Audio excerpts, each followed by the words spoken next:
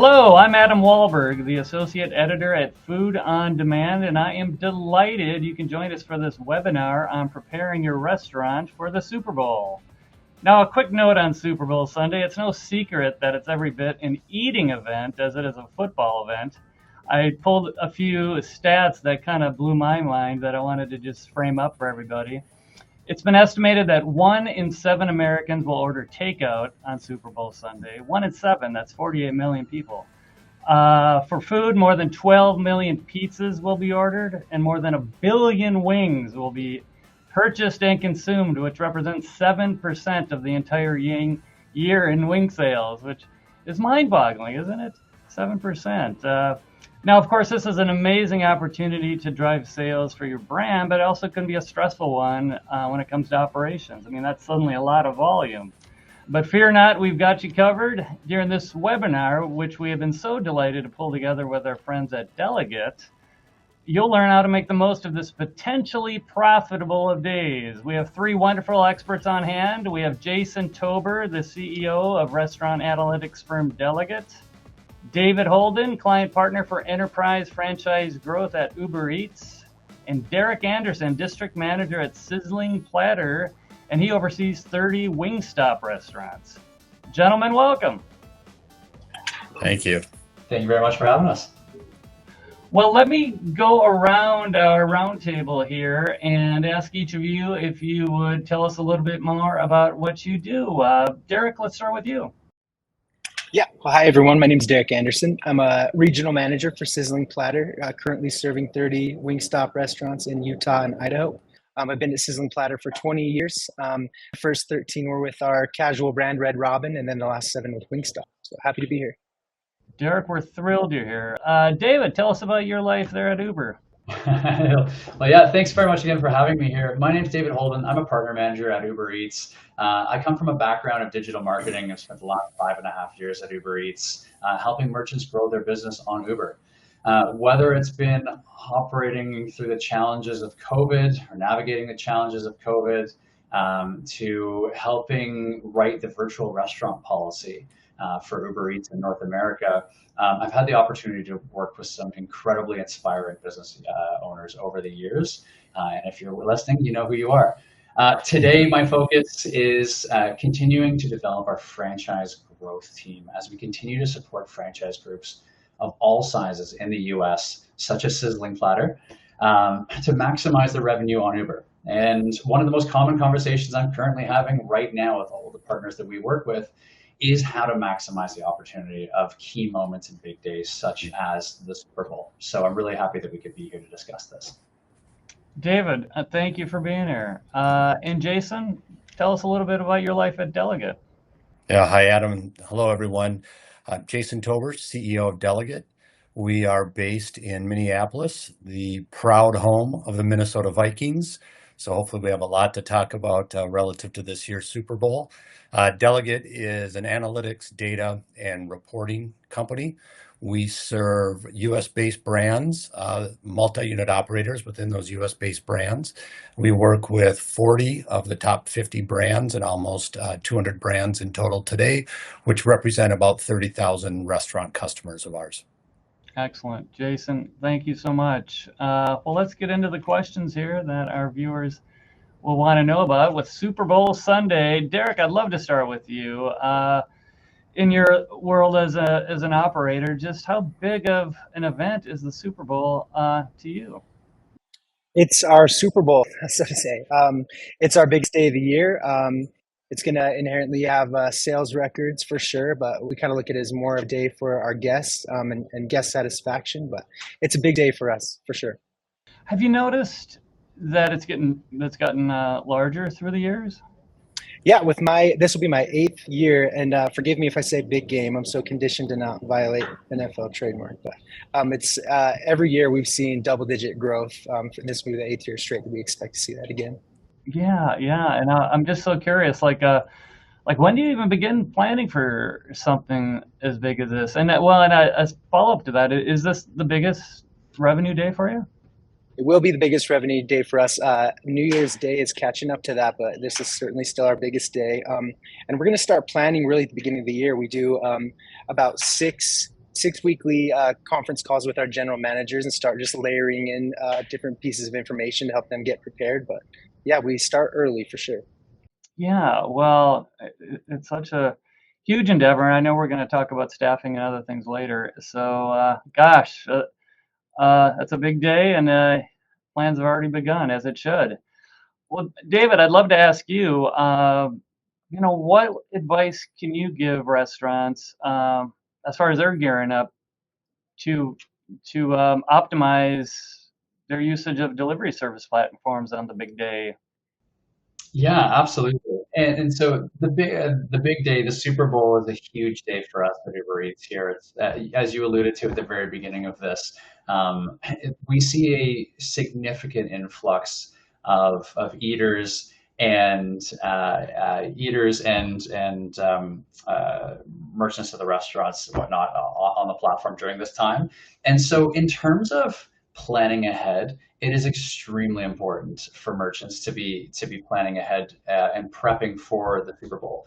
By no means is it too late if you're looking to just start now. But making sure that you have the right strategy to take advantage of that day when it comes by building a new eater strategy and whatnot, bringing in that base of your audience leading up to that day to take advantage of that. Because frankly, if you're just doing something the day of, or you're not doing anything the day of, what you're doing is you're allowing your competitors to take advantage of this key moment and steal your audience, steal your eaters from you. And so I'd love to talk more about that. We'll get into it in a little bit. Oh, sure. Yeah, I just had a quick follow-up as far as I would think if I'm an operator, I would want to just make sure there are drivers available in my market using the delivery platforms. Is there anything they can do as far as making sure their menus are updated or making sure they're appearing within a radius where there's availability? Anything that you can recommend? Yeah, absolutely. And so on our end, we, for key dates, including the Super Bowl, and especially the Super Bowl, we have a team here that is constantly monitoring the three-sided marketplace.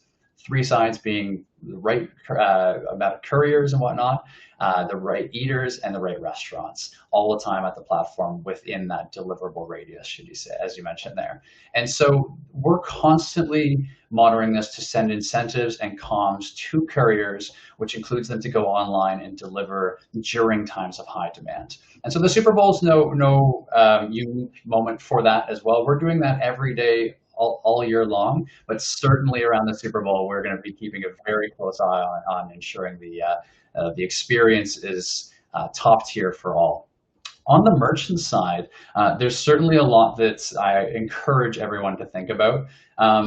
Leveraging data. We'll talk a lot about data today. Leveraging past year's data, if you've been on Uber for long enough, to predict the increases for staffing, et cetera. Tracking courier wait time, as we're talking about couriers right now, you want to make sure that the couriers are having a consistently positive experience, just like the eaters as well too, and keeping that courier wait time, 4 minutes absolute max, minimizing it as much as possible.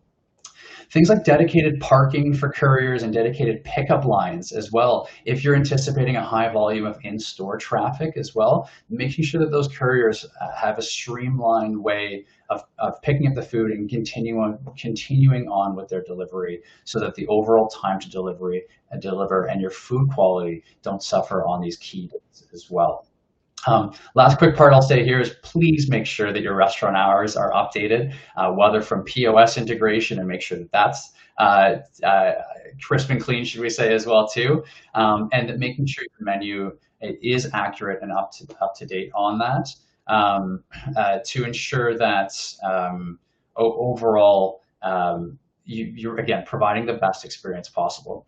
There's nothing worse in an eater's position as they've chosen your restaurant to order from on the big day, and they place the order and it goes unaccepted because maybe you weren't open at that time, but you left it saying that you were open on Uber Eats. So please make sure that that's avoided as well, because that's a negative experience we don't want to see going forward as well too.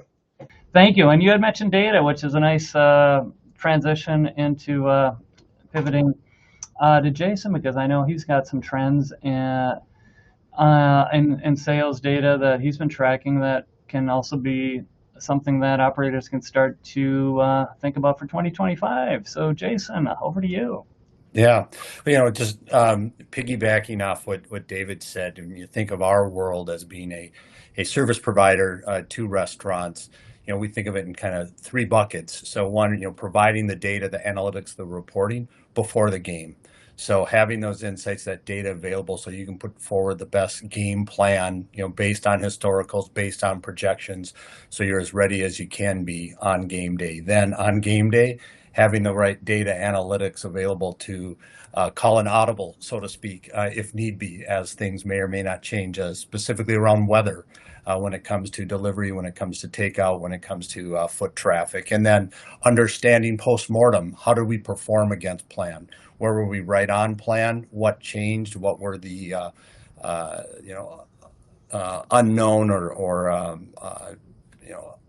the unknowns that we had to plan for, navigate on that day. And then certainly across our team, I think probably what's most motivating about this, where we spend a lot of time, is where are we going to place our orders ahead of time to make sure that we are the champions of our own Super Bowl parties, and bringing the warm food, if you will, to the parties, and hopefully rooting on the Minnesota Vikings along that path. But some trends that there's no shortage of data when we look at this day, and especially around delivery. But across our 30,000 restaurants, it's as we've all talked about, it's a very high ticket day, but it's also a very high volume day in addition to high ticket days. So we looked at some data comparing 2024 to 2023.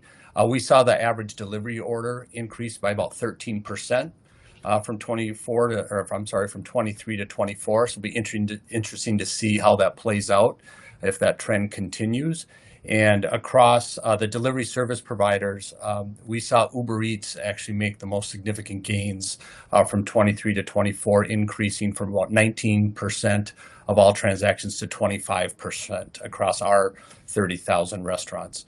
No surprise, as we talked about, the top categories: chicken, hamburgers, followed by Tex-Mex. And then kind of an interesting stat here. Although the AFC won the last two Super Bowls, Kansas City, in Philadelphia actually generated 71% more in delivery sales versus Kansas City in 2023. And in 2024, San Francisco generated 90% more in delivery sales than Kansas City for that same day. That's really interesting. David, is some of that data track with what you're seeing at Uber Eats? Certainly, and we're happy to hear the results at the end as well too. So, like I said, again, it's a significant day for us. We tend to come quite heavily forward with some of our marketing, as you've seen in the past as well too. For those that are here for the commercials, right? You've seen in the past Wayne and Garth, for example, or Jennifer Coolidge reminding all of it. Just because it's on Uber Eats doesn't necessarily mean you have to eat it. We're talking about a lot of key dates right now too, and the Super Bowl being one of them. But don't forget the Valentine's Day, for example, shortly there afterwards, and leveraging the data that Jason's talking about here to be able to succeed not only on the Super Bowl, but on the key moments such as the buy one, get one day of the year, being Valentine's Day shortly there afterwards too. So no, great to hear the results with that, and I appreciate the data insights, Jason. One thing I'd jump in on, we were talking about planning, and I think it's relevant to the conversation. You talk about how different this day is. I was tasked last year for our Super Bowl party to bring wings. So that was quite a tall order, about 24 hours before kickoff. But I placed an order, and the restaurant that I ordered from, they had moved all of their furniture to the back of the restaurant. And I see Derek nodding. It was a Wingstop, Derek. And they had created these lanes for takeout and for delivery. And thinking ahead, and it was clear that they had they kind of cobbled this together, but it was a much, much better experience. People knew, like me, where to go, where to stand in line to wait for the order, and the delivery drivers were just lined up, coming in, getting the deliveries quickly, and exiting the store. And I will order from them again this year, and I'm excited to see how they've advanced and what they learned from last year. So that's a different page in the playbook of 365 days. This one day, okay, our traffic's going to look different. Our customers are going to look different. The volume level, the average ticket, I walked out with, I think, 4 or 5 bags. How are we going to manage this volume and still deliver a great guest experience, a great driver experience, et cetera? Yes. Well, a couple of you have mentioned that being like such a day unlike any other day, and I'm sure that is true. And I think Derek had also mentioned New Year's Day, and David mentioned Valentine's Day. But just logistically, Derek, I'd like to swing it over to you in part because Jason teed up Wings a little bit, and we all know Wings and Wingstop are red hot right now, or white hot. Uh, and so just like logistically, like in staffing, let's take that piece for a moment. Like, how do you prepare? Do you have to hire additional bodies, and how do you incentivize them to handle what must suddenly seem like such a unlikely day compared to every other day? For sure, it is very different than the other 364 days of the year. Jason and Dave made so many great points. A lot of my talking points I had prepared, but as far as staffing, we don't hire extra staff for that day, but you definitely want to be fully staffed going into it. We do ask, even in job interviews, hey, are you okay working on the Super Bowl? Because we all work that day. It's kind of a known thing in Wingstop, but definitely a lot of training and preparation. But I wouldn't say there's we're not adding staff necessarily. Well, I find that impressive and a little surprising, just considering the volume of sales. But so you give them the heads up that, hey, you know, a little something called the Super Bowl, and circle it on your calendars, and they're ready. I suppose it maybe is even kind of a bonding thing to get through it, and there's an adrenaline. Does it kind of feel like that? Oh, absolutely. Yeah. There's nerves going into it. And then, in the middle of the thick of the rush around game time, it can be pretty hectic and crazy. We make sure to bring in, some kind of a treat for the team. Definitely lots of caffeine and sugar for them. But the whole crew works. They may work a long shift that day, but at the end of it, it's really good vibes. It's a good time. We celebrate the win. It really is one of our best executed days of the year. And a lot of people are surprised to hear that, but just with the amount of preparation that we put into it, it's really just kind of like, what can we do if we just plan everything out to the littlest detail? And I feel like in our history, we've succeeded with that quite a bit. It's one of my favorite days to work the year for sure. Ah, Derek, kudos to you. I think you maybe hit on something. I'd love to follow up just quickly on that. I imagine we have operators on the call who maybe haven't gone through this as much and are a little daunted, and advice you might pass on to other QSR operators about how to handle it. Sounds like preparation's one, and maybe having fun is another key one. But what would you offer up? Those are probably the two biggest there. We've never been upset that we plan too thoroughly or too detailed with things at the end of it. So that's always a big part of it. And we end up applying a lot of what we do to other days throughout the year. Like we just had a really huge day with the Mike Tyson and Jake Paul fight. That one caught us slightly off guard. We weren't expecting it to be that big, but a lot of people watched that. And so, but there's certain things we did, like, you mentioned like rearranging our staging area for orders, or, splitting up, the orders between what's for delivery, what's for takeout, all those things. A lot can be applied to other big events throughout the year, but this is the big one for sure. Wow, so Tyson and Paul was a big volume day. Interesting. Huh.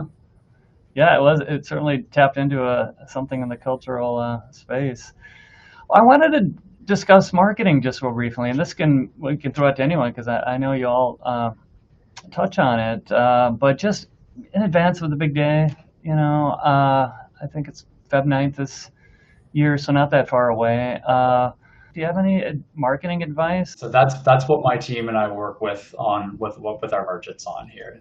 It can be overwhelming, frankly, with all the options and strategies to pick from. But ultimately, and I'll start with a quick fact here that I find really interesting.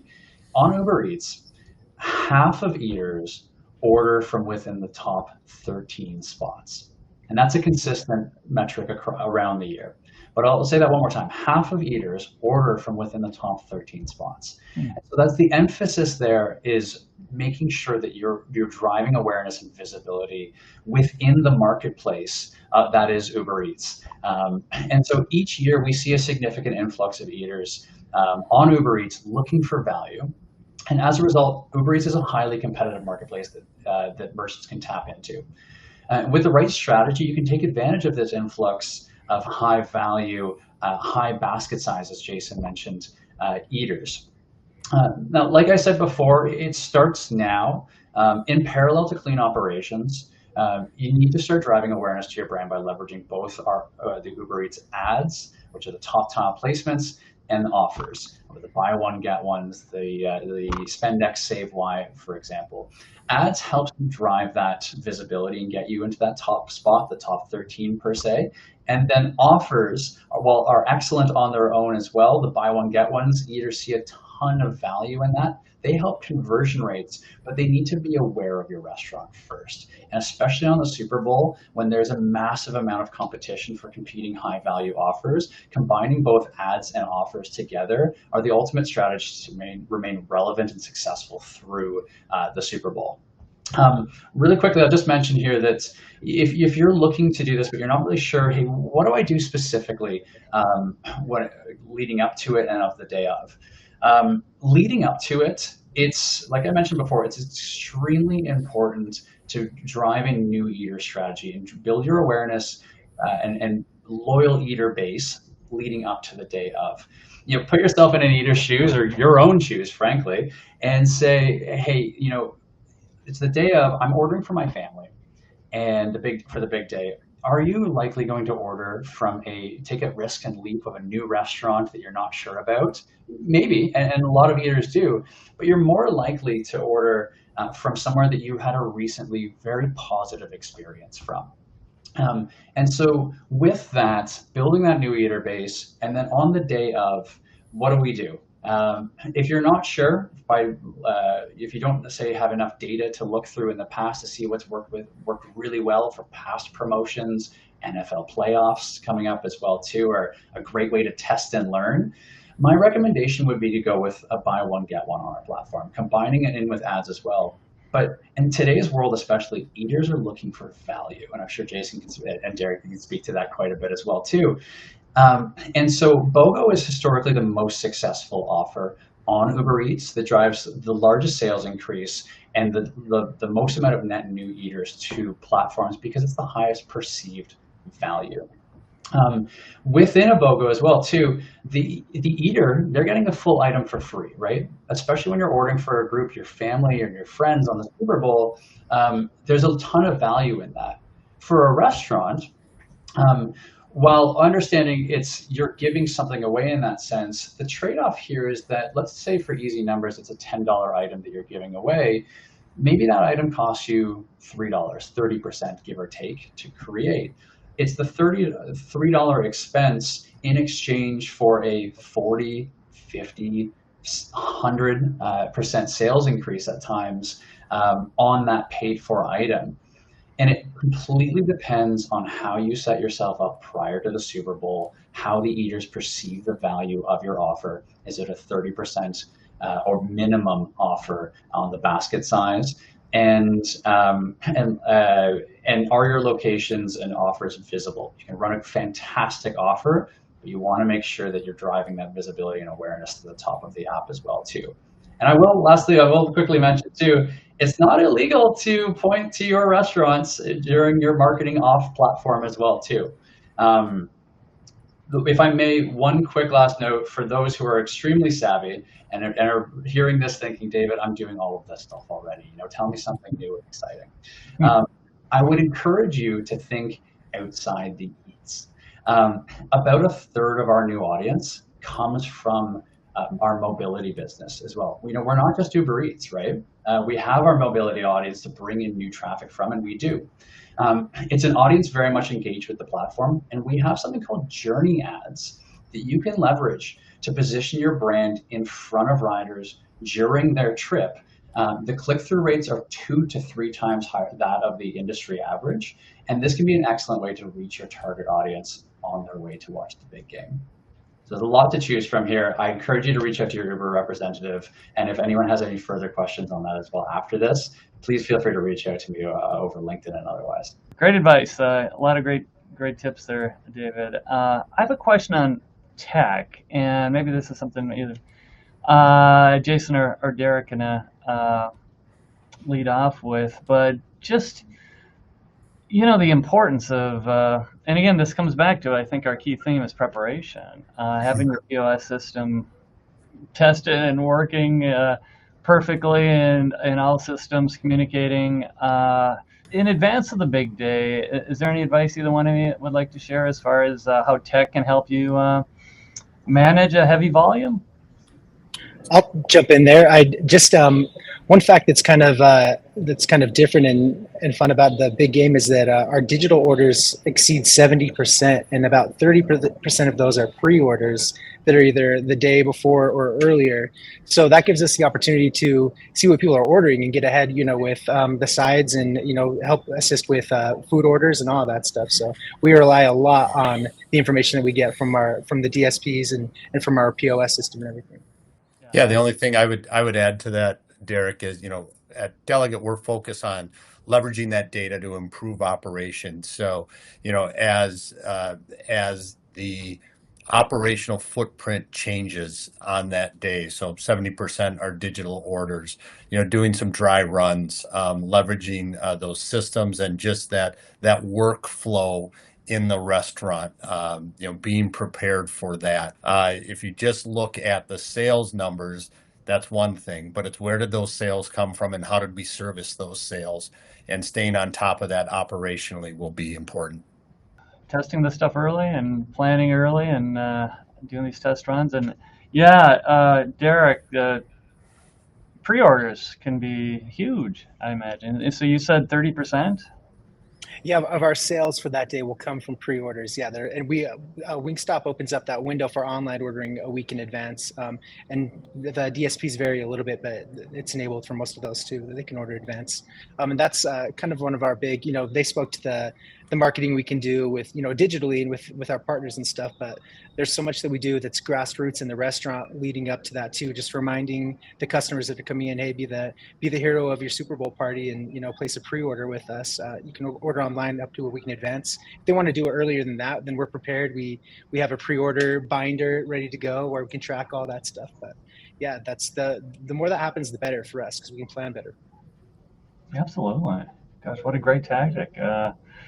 Well, we've been getting granular. Let me see if I can pull it out a little bit and just ask for kind of some takeaways, some top tips, something that can be applied to a big volume event or running a growing operation with any number of big events. Maybe it's, the Masters. I don't know. But I mean, of course, there's nothing like the Super Bowl. But what are some top tips? I'll throw that out to anyone as far as what are some key actions that operators can take to prepare for something where they think, oh gosh, we're going to see a spike. We want to capture all that revenue. We want to be ready. Yeah, from the delivery perspective, if I put that into 3 tips here, we've talked a lot about this as well too, but really leveraging that past data. Data is going to be key for anticipating these order lifts and understanding what you need, not only from a staffing perspective as well too, but ensuring that your operations are withheld throughout these moments. And again, you can anticipate the competitiveness of the platforms as well too by reading this data through some of the key moments. So really making sure that you have a marketing strategy that you're maintaining to be visible. Your operations are excellent. You're consistently providing a positive experience to everyone involved, not just the eaters, but the couriers as well. On the operational note, really quick, just If you're looking at your restaurants on Uber Eats and you're finding that you're below a 4.2 store rating, I strongly encourage you to dive into Uber Eats Manager or work with Jason and his team to understand some operational pain points. And I'd be willing to bet that maybe 80% of your of the speed bumps or issues on an operational side come from probably 20% of your locations. And you can make a huge impact by taking that low-hanging fruit and identifying it through the data on that. Start testing now. It's not too late, as we mentioned. There's a lot of key moments coming up even before the Super Bowl. The NFL playoffs, for example, is an excellent way to test and learn through different marketing strategies and while monitoring those operations throughout. And lastly, you've heard me say this before, if you don't have a visibility strategy of some sort, you're handing eaters and orders to your competitors on key moments, such as the Super Bowl. Fine, thank you. So 4.2 is Generally speaking, we can actually see the orders dip off once you go below that. And so 4.2, while it sounds quite good, really strongly encourage everyone to look at their feedback reports. It costs you nothing to check Uber Eats Manager once a week, or better yet, set up a scheduled report that's sent directly to your email once a week, just to keep an eye on your operations. Even if you think you have great operations and a very loyal eater base, double check that on the apps there, because it can tell you a lot that is really important for your success, and also can highlight some potential issues in store as well too. It's not just from a food delivery standpoint. But yes, definitely want to make sure that store rating is up there. Yes. Well, you had started that, David, by saying something really helpful is to review previous year's data and really analyze that and work with vendors who can help you analyze that. Is that something you spend a lot of time with, Derek? Do you look at, all right, Super Bowl 3 years ago was here, and then I was here, and does that help you kind of see where things are heading? Yeah, absolutely. Especially, like item count reports to help us with ordering and stuff. And then also hourly sales, looking at, using, Uber Eats has a great dashboard for looking at like missing and incorrect items to see where we might have struggled before, the same pain points on the same ones. And it's usually common stores, like you said. You might have one or two where you really need to focus on that. But yeah, there's a huge part of our preparation is looking at last year's data. Yeah. Well, and I'm wondering about, you are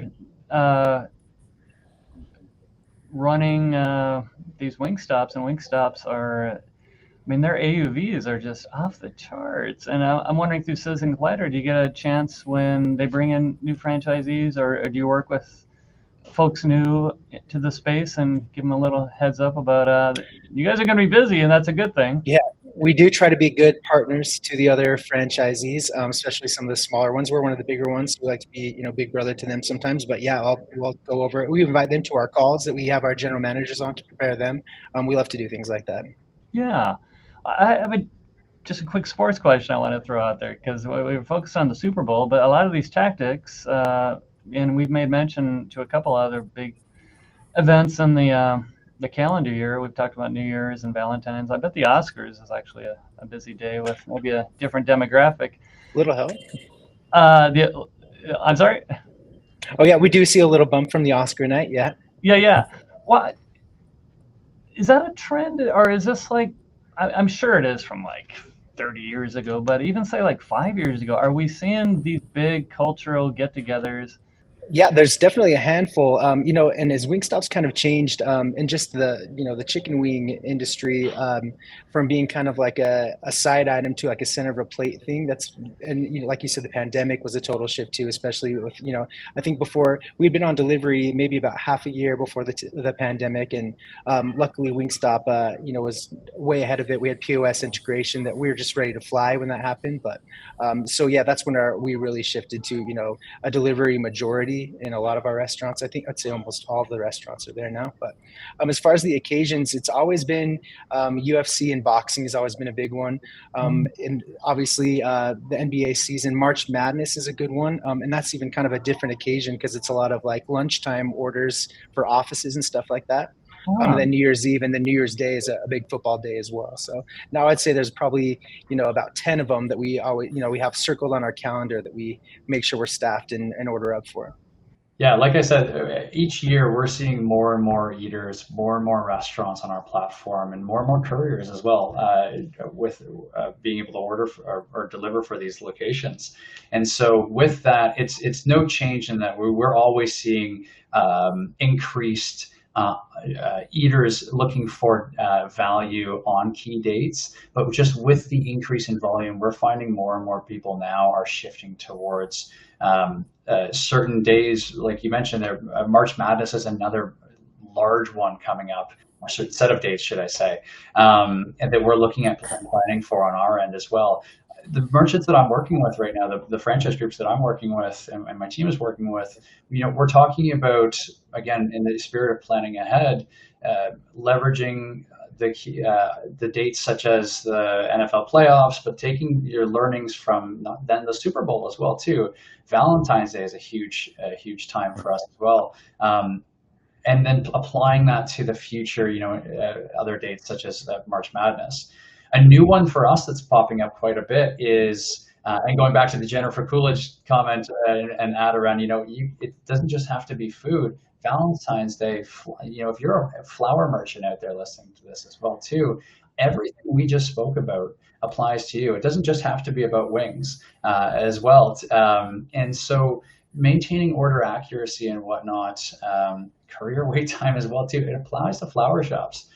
Imagine, which is massive on delivery on Uber Eats on Valentine's Day especially, and imagine being in that position where you're trying to get some flowers and the order is wrong or delayed in a certain way and whatnot. Do you think that person's going to come back and order again for Mother's Day from that location in the future too? So it's important to, again, track the data, plan ahead, and maintain the quality experience for everyone involved. I'm curious about like what you guys are thinking. I think it's February 8th or 9th this year. Is it going to be bigger than last year? Is that what you're projecting? Is that what you're assuming? Has it been growing year after year? Is this going to be the biggest food delivery Super Bowl ever? 100% yes.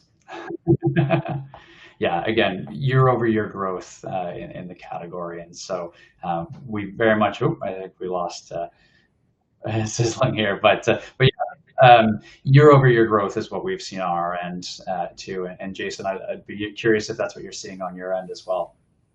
Yeah, the trend line is up and to the right without wavering. So we've not seen any dips. I think we've reported, last year a 13% increase over the previous year, and all indications from what we see is that's going to continue. So I think it'll be a record-setting year. Excellent. Yeah, it does seem like it's just, and that's, we cover this at Food on Demand, and delivery is just a constantly growing juggernaut. It's now such a consumer expectation, and there just seems to not to be no stopping it. And and so how this connects to Super Bowl planning is interesting. But yeah, Adam, one stat that I think is so interesting. We talk about delivery, and it's just dramatically changed the way that eaters interact with restaurants and how we consume food in this country. Before the pandemic, our restaurants were doing on average less than 1% of total sales through the delivery platforms. And now on the low end of our 30,000 restaurants, kind of the low end average is about 15%, wow. as high as 40%. And that continues to grow year over year. And you think about, the significant change, it's thousands of % increase from just 4 years ago. Amazing numbers, really. We're talking about it. And Derek, we're just discussing what we think this Super Bowl is like, if it's going to be year over year bigger than last year. Yeah, absolutely. Like I think I said at the beginning, double-digit growth year over year. So we fully expect that again this year. Well, one final kind of broader question I'd like to go around with everyone and just talk about how success looks as far as a big day like this. Are there specific goals or metrics you're aiming to hit, or you're planning to look at and to assess and analyze when like dust settles and the Vikings win? And uh, what's going to be important to you the next morning to take a look at to say, hey, we pulled it off, or hey, that's what I thought. Yeah, I'll start. Definitely, it is fun to get sales records, but it's definitely become more of a customer satisfaction day. We're making a lot of impressions, a lot of trial customers, that are just getting wings that showed up at the party, and we want to nail it for them. So I'll be looking at OSAT ratings, overall satisfaction ratings on our, our various survey sites. I'm going to be looking at our Uber Eats platform and DoorDash, and everyone to make sure that we're inside of our expected threshold for errors and all of that. So that's going to be the biggest win for us, is just, if we make sure all of our customers are thrilled and have a good experience. Have you been able to look, Derek, when you do, you analyze your data afterwards, like how many are new customers? How many are you getting to do a trial? I'm sure there's someone smart enough in our organization that could do that. So hopefully one of them will be able to provide that for us. That would be great intel. I'm sure that, the Uber Eats and DoorDash have that available. Yeah, I mean, what an opportunity to try to pull in some new folks. Yeah, David or Jason, any thoughts? Yeah, and Derek, I think you nailed it right on the head there. And this is why we appreciate working with amazing groups such as Sizzling Platter, where our goals are the same in that sense. Again, like I mentioned before, consistently providing a positive experience to everyone involved. So maintain success to us, my team and I, would be maintaining those operations and quality experiences, so that all of the merchants that we're working with experience sizable sales increases through the right marketing strategy that result in long-term quality eaters, high value eaters long after the Super Bowl and on other key moments as well too. So definitely appreciate your insight and mindset on that one, Derek, as well too. We completely agree. That offer, success for us is, we talk a lot about data. Well, data is just data, but it's understanding that data and what that data means, and what to do with that data or how to act. So for us, it's providing solutions to the market, solutions to our customers that allow them to prepare, to act on that day, and then to learn from Super Bowl Sunday or from any day. And so success for us is delivering those insights so that from the employee experience to the vendor experience to the guest experience can be the best it can be for our customers and their customers. I think that's well put. I mean, data is data unless it can be delivered in a way that's understandable and applied and to help business performance, and that's what Delegate's so good at. Well, gosh, I've learned so much in all this, and now let's get to the most important question on Super Bowl Sunday. Is I want to see if folks have a team they're thinking at this point in 14th week could pull through. Do you either have a hometown favorite or just a team you're willing to put 5 cents on the line with no witnesses except people on this webinar? You're willing to, who do you think's going to win? Who wants to start? I'll take it. I'm sure it's not going to be a surprise, but I might throw a little curveball in here. I am going to, my heart's with the Vikings, of course. Mm-hmm.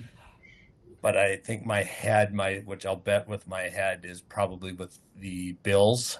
And I think they're going to end up playing the Eagles in the big game. I think it's a smart pick. David or Derek, any thoughts? Yeah, it used to be foolish to bet against Tom Brady, and now I think it's kind of getting foolish to bet against Patrick Mahomes. So I'm not a fan necessarily, but I expect them to be there. It'd be great to see them playing the Eagles. I think it'd be a good matchup, but yeah. I think it's probably going to be the Chiefs again. Yeah, my answer, this is my least favorite question, because the running joke in our office is that I can help, and my team, but me specifically, I could help make merchants take advantage of the key dates, these big Super Bowl events and whatnot, But on a personal scale, and this is no reflection of Uber or my team whatsoever, I personally am probably one of the more hopeless sports enthusiasts myself. So from a marketing background here, and here I'm cheering for the commercials and I'm cheering for the merchants. Yeah. Again, seeing those sales lifts and increases of everyone being able to take advantage of those. And I'm really excited to see what various brands come to the table with on the commercial side this year. Well, that's a really interesting point, David. I know a lot of people who's watching the Super Bowl mostly has to do with the commercials. And I'm with Jason. I'm a Minnesotan. At one point, I'm rooting for the Vikings. They're 12-2. And yet to be born in Minnesota is to be born into a legacy of sports anguish. So using that logic, there's no way I'm going to pick the Vikings. I actually don't think we have the best. But I'm going to pick the Bills. I just think Josh Allen is playing the best ball. I like what you said, Derek. It's hard to bet against Pat Mahomes, but I like the Bills. So I'll go with that. Well, thank you all. I've learned so much, and it's been a lot of fun, picking your brains on all these topics. So I really thank you all. Thank you, Jason. Thank you, David. Thank you, Derek. And that's all the time we have for today. Thank you, everyone, for joining us, and for Delegate for helping us pull this conversation together. If you want to rewatch this webinar at any point, just head on over to foodondemand.com and you will find it there. Thanks again for joining us, and go Vikes.